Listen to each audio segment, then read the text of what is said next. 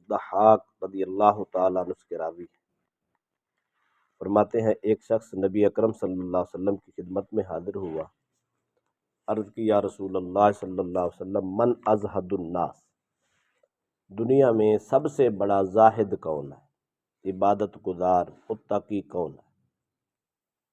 نبی اکرم صلی اللہ علیہ وسلم نے جواب دیا من لم ینس القبر والبلا، جو شخص اپنی قبر کو نہ بھولے اور قبر میں اپنی زندگی کے حالات بسیدگی کو نہ بھولے، ہر وقت اس فکر میں رہے کہ قبر کیسی آئے گی اور قبر میں میری ہڈیاں، میری جسم، میرا حال کیا ہوگا۔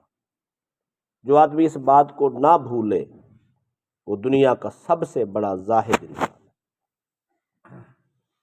اور میں دوسری صفت وَتَرَكَ فَضْلَ زِینَةِ الدُّنْیَا، دنیا کی فضول زیب و زینت اور خوبصورتی کو زندگی سے الگ کر دے، دنیا کی زیب و زینت عیش و عشرت میں نہ پڑا رہے، یہ سب سے بڑا زاہد ہے۔ نمبر 3 وَآثَرَ مَا يَبْقَى عَلَى مَا يَفْنَى، اور فرمایا جو شخص دنیا کی فانی زندگی پر آخرت کی ہمیشہ کی زندگی کو ترجیح دے وہ زاہد ہے۔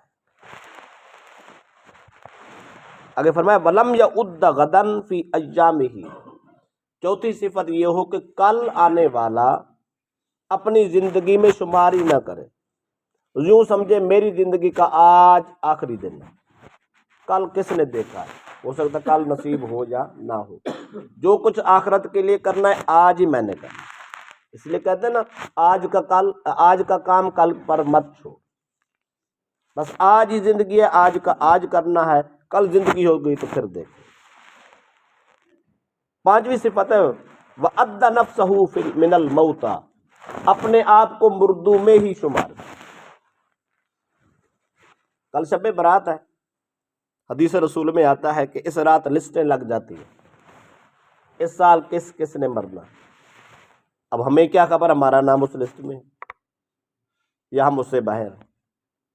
تو اللہ کے نبی نے فرمایا زاہد ہے وہ شخص جو خود کو مردوں میں شمار کرے، یوں سمجھے میری لسٹ لگی ہے، چلو یار اس سال نہیں لگی تو اگلے سال تو لگی ہے، اس سال نہیں تو اگلے سال لگی ہے، لسٹ تو پکی بن چکی ہے، اب اس کو صرف لاگو ہی کرنا ہے، سال کے بجٹ پہ ترتیب دینی ہے، اس سال کن کی باری، اگلے سال کن کی باری ہے، اگلے سال کن کی باری ہے، بس یہ ترتیب رہ گئی ہے، باقی فائنل جو لسٹ ہے کس نے کس دن مرنا ہے، کہاں مرنا ہے، کتنی زندگی، کتنا رزق، کتنی عزت، یہ سب کچھ فیصلہ ماں کے پیٹ میں ہو جاتا ہے۔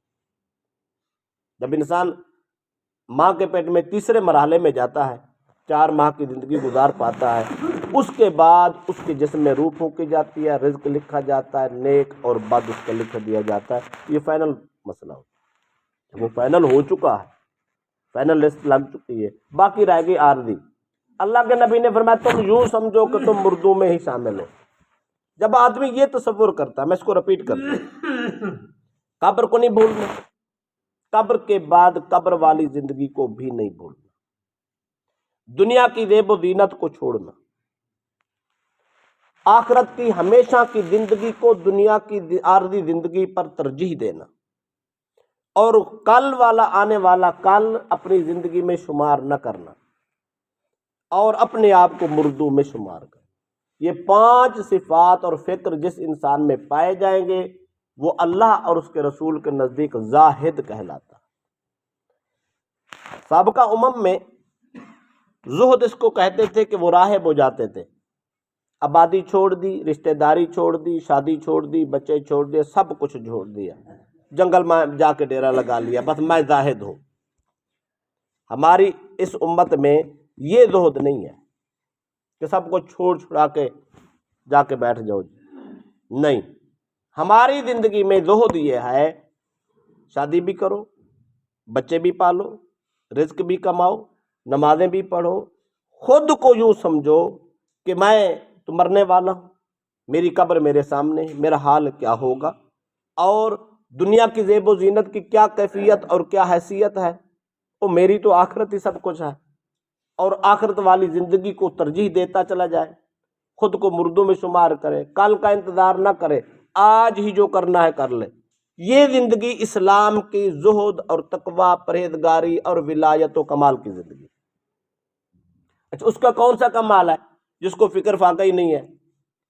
تسبیح ہاتھ میں، لوٹا ہاتھ میں، جناب بیٹھا ہے جنگل میں اللہ اللہ کر رہا ہے، یہ کون سا کمال ہے؟ اور کمال تو یہ ہے کہ اپنی ساری مصروفیات چھوڑ کر دکان بند کر کے نماز پڑھے۔ اچھا، ایک آدمی سارا دن ہی اے سی میں رہتا ہے، اس کو فکر فاقہ ہی نہیں ہے، اگر وہ روزہ رکھ لے تو کون سا بڑا کمال ہے؟ اور کمال تو یہ ہے انسان مزدوری بھی کرے، اپنی دیہڑی بھی کرے، بچوں کا رزق بھی کمائے اور روزہ بھی رکھے۔ تو یہ زہد ہے، یہ تقویٰ ہے، یہ پرہیزگاری ہے، یہ کمال ہے، اس کا نام ولایت ہے۔ اگر یہ نہیں ہے تو پھر باقی سب کچھ دنیا داری ہے۔ حضرت براء بن عازب فرماتے ہیں، فرماتے کنا مع رسول اللہ صلی اللہ علیہ وسلم فی جنازۃ، ہم سرکار کے ساتھ ایک جنازے پہ گئے، فجلس علی شفیر القبر، سرکار قبر کے کنارے جا کے بیٹھ گئے۔ آج کل تو ہم ایڈوانس قبریں بنا لیتے ہیں، اس زمانے میں پہلے قبریں نہیں بنتی تھی، بس ابھی قبر بنی مردہ لے کے چلے گئے، یا وہاں جا کے مردہ رکھنا ہے، چارپائی رکھنی ہے، قبر تیار ہو رہی ہے، اس کا انتظار ہوتا۔ تو رسول اکرم صلی اللہ علیہ وسلم جنازے کے ساتھ گئے، صحابہ ساتھ گئے، ابھی گئے تو قبر تیار ہو رہی تھی، سرکار کنارے پہ بیٹھ گئے۔ جب بیٹھے تو فبکا حتی بل الثری، قبر کے کنارے بیٹھ کے روئے، اور اتنے روئے کہ سرکار کے نیچے جو مٹی تھی اور زمین تھی وہ گیلی ہو گئی، اتنے آنسو بہے۔ ثم قال یا اخوانی لمثل ھذا فاعدوا، سرکار نے فرمایا میرے بھائیو، اے مسلمانوں، اس مقام کی تیاری کرو۔ کیوں؟ وہ ہم تو دیکھتے ہیں نا یہ صرف گڑھائی ہے، مٹی کھودی جا رہی ہے، گڑھا بنایا جا رہا ہے، اینٹیں لگا دی ہیں، جناب یہ خوبصورت گھر بن گیا ہے، اوپر ہم پٹڑی ڈالیں گے جناب بہترین، آرام سے وہ لیٹ جائے گا۔ ہم اس کو دیکھتے ہیں، اللہ کے نبی نگاہ نبوت سے اس کے حال کو دیکھ رہے اور روئے، زاروں قطار روئے، اتنا روئے زمین بھیگی ہو گئی، کتنے آنسو بہے ہو گئے۔ پھر سرکار نے فرمایا اس جگہ کو نہیں بھولنا، اس کی تیاری کرو بھائی، یہ تیاری کے بغیر یہ گھر نہیں ملتا، تیاری کے بغیر یہاں سکون نہیں ہے۔ جو تیاری کر کے آئے گا اس کو یہاں سکون ہوگا، جو بغیر تیاری کے آئے گا فیل ہو جائے گا۔ آپ اگر پیپر دینے جاتے ہیں تیاری نہ کریں تو کیا خیال ہے دے پائیں گے؟ کبھی نہیں۔ وہ بھائی ایگزامین الحال میں بیٹھ کر بھی انسان کو شرمندگی ہو رہی تھی، تیاری نہیں کی وہاں بھی شرمندہ، نتیجہ آئے گا پھر بھی شرمندہ، منہ دکھانے کے قابل نہیں رہتا۔ تو جس آدمی نے قبر کی تیاری نہ کی وہ یہاں بھی شرمندہ گا اور قبر میں بھی شرمندہ، جب حشر کو اٹھے گا تو حال ہی برا ہوگا۔ اس لیے اللہ کے نبی نے رو رو کے فرمایا اس دن کی تیاری کرو، اس کے بغیر گزارا نہیں ہے۔ آخری جملے نبی اکرم صلی اللہ علیہ وسلم فرماتے ہیں نجا اول هذه الامه بالیقین والزہد، میری امت کا پہلا حصہ صحابہ و تابعین کا حصہ، فرمائے یقین اور زہد کی وجہ سے کامیاب ہو جائے گا۔ وَيَهْلِكُ آخِرُ هَذِهِ الْأُمَّةِ بِالْبُخْلِ وَالْعَمَلِ، فرمایا میری امت کا یہ آخری حصہ بخیلی کی وجہ سے، لمبی امیدوں کی وجہ سے، حرص کی وجہ سے ہلاک ہو جائے۔ صحابہ کی زندگی اور تھی، ہماری زندگی، ان کی فکر اور تھی، ہماری فکر اور ہے۔ تو اللہ کے نبی نے یہ اشارہ بھی کر دیا ہے، یہ جو بخیلی، وہ لوگ سب کچھ قربان کر کے اور نثار کر کے اللہ کے راہ میں تقسیم کر کے پھر بھی شکر کرتے یا اللہ تو نے بڑا کچھ دیا، اور ہم سب کچھ اپنے پاس رکھ کے پھر بھی پچھتا رہے ہیں، بھوکے نہ مر جائیں۔ کتنا بڑا فرق ہے۔ تو اللہ کے نبی نے فرمایا میری امت کا پہلا حصہ کامیاب ہے۔ کیوں؟ کہ وہ لوگ سخی تھے، متقی تھے، زاہد تھے، تقوی والے لوگ تھے، یقین والے لوگ تھے۔ میری امت کا آخری حصہ ہلاکت کی طرف جا رہا ہے، بخیل ہوں گے، ہاتھ تنگ ہوں گے، اکٹھی کرنے کے چکر میں ہوں گے، اور اس کے ساتھ لمبی لمبی امیدیں ہوں گی، یہ کروں گا 10 نسلوں کے لیے کام کر جاؤں تاکہ نسل کو کچھ بھی نہ ہو۔ اپنی قبر کالی ہوتی ہے، سیاہ ہوتی ہے، جو ہوتی ہے سو ہونے دو، اتنا مال اکٹھا کر جو حلال ہے حرام ہے، جو کہ سب کچھ لوٹ کے میں ہی بنا جاؤں، میری 10 نسلوں کو فکر نہ ہو، اور میں اتنی لمبی امیدوں والا ہلاک ہوتا، اور ہو رہے ہیں۔